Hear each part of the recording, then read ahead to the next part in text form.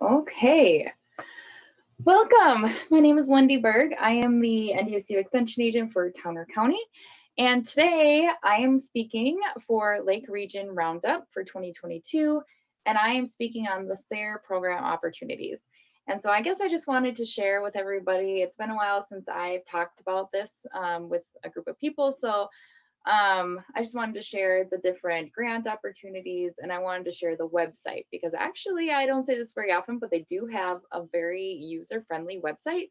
And so I just wanted to go through where you can find all the grant information, as well as how you can look at some of the past projects in case people are just kind of stuck on how to find those ideas of how to use those funds or those grant opportunities. So we'll just move right along here. So what is SARE? So for those of you that aren't familiar with SARE, SARE stands for the Sustainable Agriculture Research and Education Program.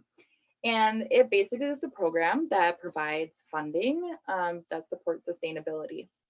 And so SARE was started in 1988, and they're all based on more science-based, grassroots, practical problem solving type applications on the farm or out in the field. And so there are different areas for SARE, and like we are a part of the North Central SARE.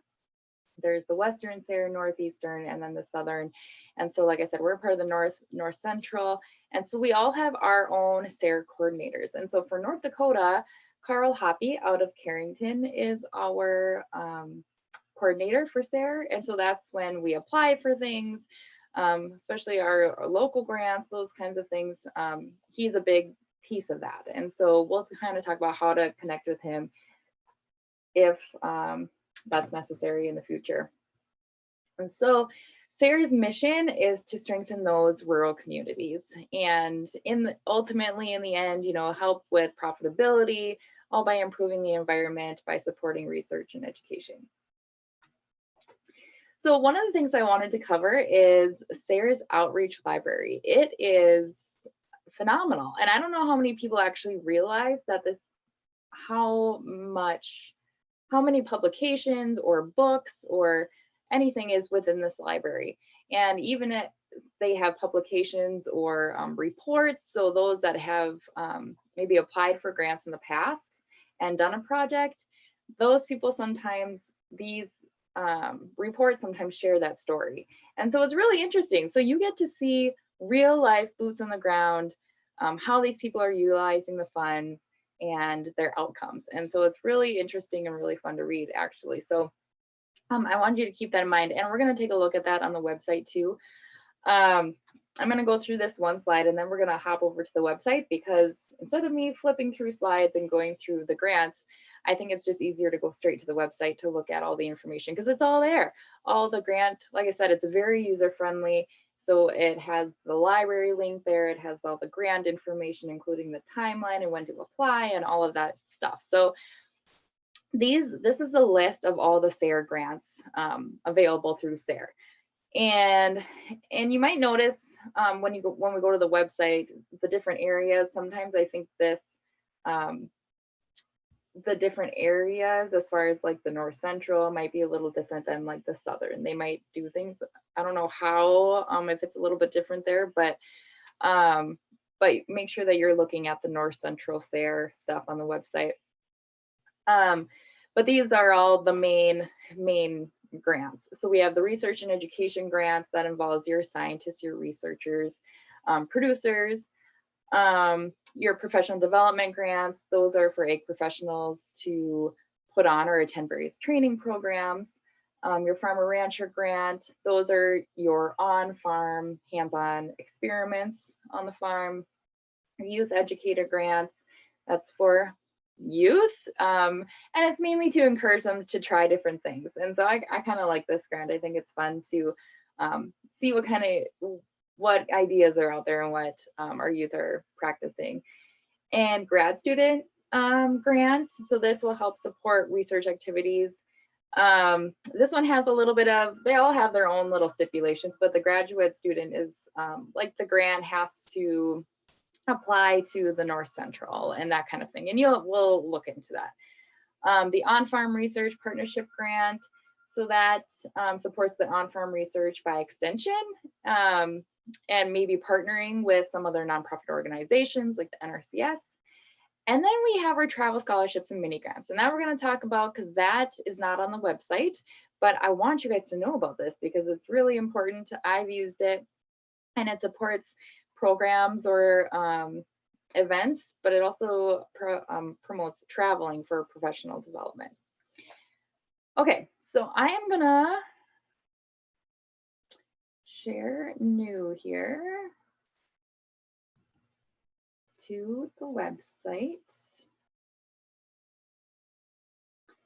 Okay, so hopefully you guys are seeing what I'm seeing. Just make sure that I'm on the right screen. Okay, so this is the SARE website, and like I said, you know, if you go to the main SARE, you'll find everything here. Like I said, everything is so, I just love this website. It's so user-friendly, and it's so simple to use. So up in the right-hand corner, we're just gonna click on the North Central area, and it has all of the grants here. And even if we click on the grants, which I think might even be a little easier, it says North Central SARE grants, it has them all right here, and it says they're all closed. But let's just click on these. So we have the Farmer Rancher grants. So these are for farmers and ranchers to explore different areas of sustainability. And it kind of just tells you a little bit about the grant. It has a video for you to watch to kind of help explain it even a little bit more. It has your frequently asked questions here. So basically right here, farmer and rancher grants are for ideas initiated by farmers and ranchers and are offered $15,000 maximum, or in teams of 2 or more, up to 30,000. And so there's some decent money here. And these are not, some of these are very competitive, keep that in mind, but it's worth looking into if you have a really good project. So here it says about 40 projects are funded each year. And then the one thing I really like about the website is that you can look at the list of funded projects. And so if we go down here to the Farmer Rancher, we can do a list of 2021 Farmer Rancher projects. And it has them all. Now, these are more than just North Dakota, but you can narrow it down to just North Dakota too. But it has all the projects here. So if you're looking for ideas, it tells you how much was funded and a description of the project. And so it's just really good information. And I think if you can look at, let's see, let's go to the next one. So here's your youth educator grant. Oh, and it tells you the timeline too. So like for this one, for example, sustainable agriculture programs for youth, $6,000. And then here's your timeline, and they all have this timeline. So your proposals are due by November, and then it kind of tells you when the funds are going to be available, how long you have to do your project, and things like that. So here it says you can list the projects that have been funded in your state. So if we go here to the state programs, let's see.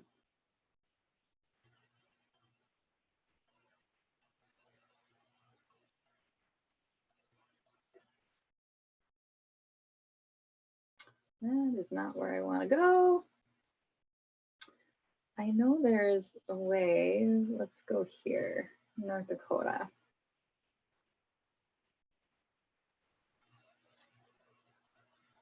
Well, here's your mini grants. We're going to come back to that.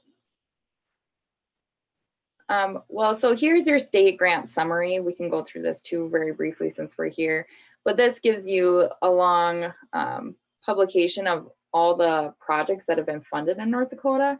So it tells you the same thing, how much it was supported and what the projects were. I'm looking for, Search project reports. So here, this is where I wanted. So the SARE grant management system, if you say, like right here, I want to know where we were on the youth educator grant. And then I want to know what's been going on the last couple years or whatever. So we'll do 2020 or 2019 to 2021. And I'm going to go North Dakota. North Central. And then we're going to search. So there's only one found for the last couple years for youth. And so Sustainable Ag Day, Sustainable Agriculture Promotion and Education Day for middle school students in mid-central North Dakota. So if we want to go look at the Farmer Rancher one, like we were at, here you'll find a few more. So under each section, you can find the different projects. So it's really interesting to go through and just see kind of what people are doing. I just love going through here. Okay, so let's go back to, that's the Youth Educator Grant. So here's your Research and Education Grant. So here, this grant awards it from $10,000 to $250,000, projects leading up to 36 months. And then here it gives you the project coordinators and past have explored sustainable agriculture under the following topics. So it kind of just gives you an idea of the itemized topics that are pretty general for more of the topic areas. And then here's your timeline again. So for this one, your proposals are due in March, and then funding availability is in the fall. So that's your research, your graduate student. So here, this one is a little more specific with a few things. So you have to be a registered graduate student, master's or PhD, enrolled at an accredited college or university. Projects must benefit agriculture in the North Central region. A candidate may only receive one award during her or his graduate student career. So graduate students, this is up to a $15,000 grant, projects leading up to 36 months. And then it's kind of nice that it tells you how many are funded each year. Like what are your chances of getting this grant? So about 20 are funded each year. And then here's your timeline. So the proposals are due in April. Your funds are available in September. And then here is another video that talks about the graduate student grant program.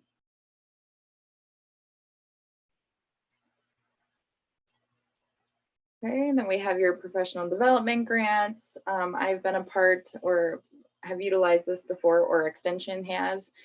And so these are competitive grants emphasizing training ag educators and Extension, NRCS, other nonprofit organizations using farmers as educators and addressing emerging issues in the farm community.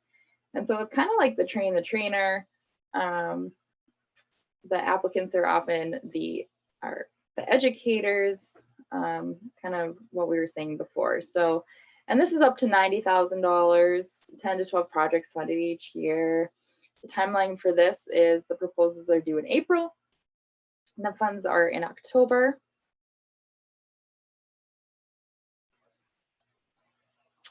And let's go back to the partnership grant, and then we'll go back to that other one. So this is about the partnership grant program. And basically, like it says, it's a cooperation between the ag professionals and the farmers, ranchers. And so it's just a good, like I know Extension has put on different projects like this, and they'll include, you know, the rancher, and they'll do a partnership. And so that's kind of where this comes in.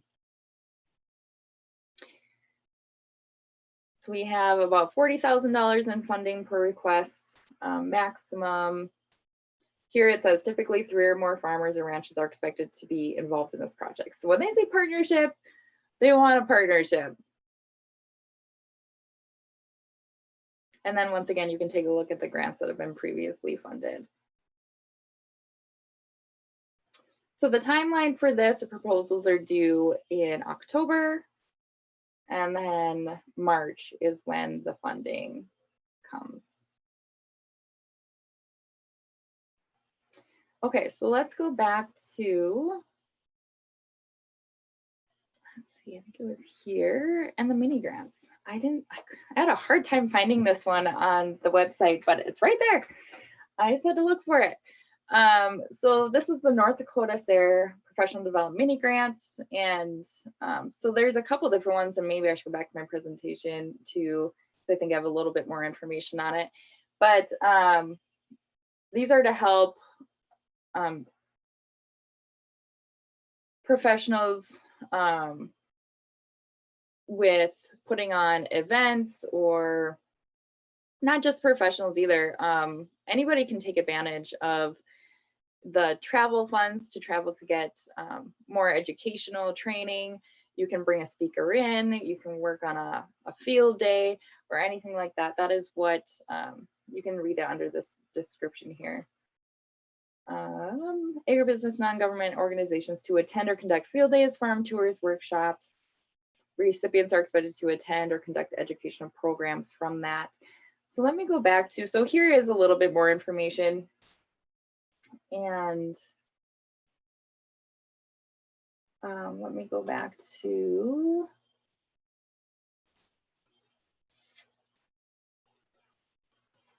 my presentation here. I think it's a little easier to understand on my, okay, so with the 2 mini grants, and these you can apply for any time. Like the other ones, there is a specific timeline when to get these in, but you can apply for these anytime. So there's 2 different ones. There's a travel scholarship mini grant, and that basically requires that you provide a program, a meeting, or event that you're going to conduct with the result of attending a professional development event. So for example, myself, there's conferences I want to go to. I use this scholarship to go to the conference. I come back to my county.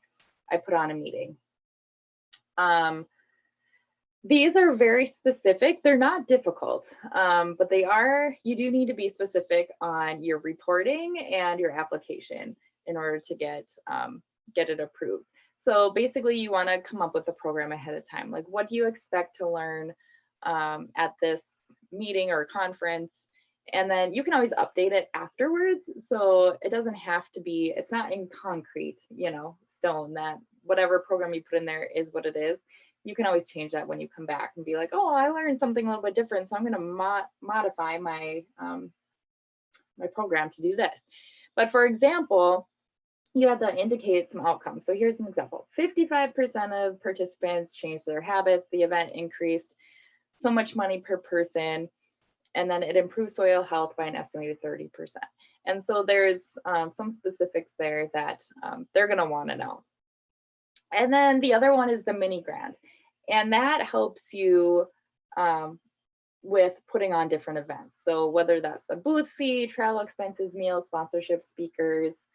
So a lot of times we, you know, promote, you know, if you want to bring a speaker in to speak somewhere, use this mini grant to help fund that. So you pretty much just have to put in the description of the event, the learning outcomes, and then of course you have a report at the end.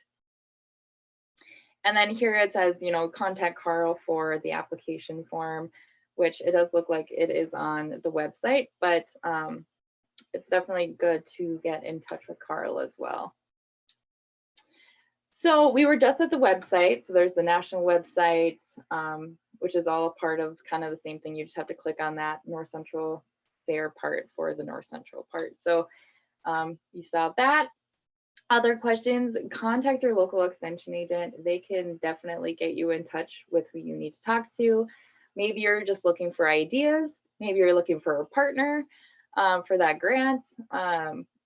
Your local extension agent would be more than happy to help you with any questions that you may have for this,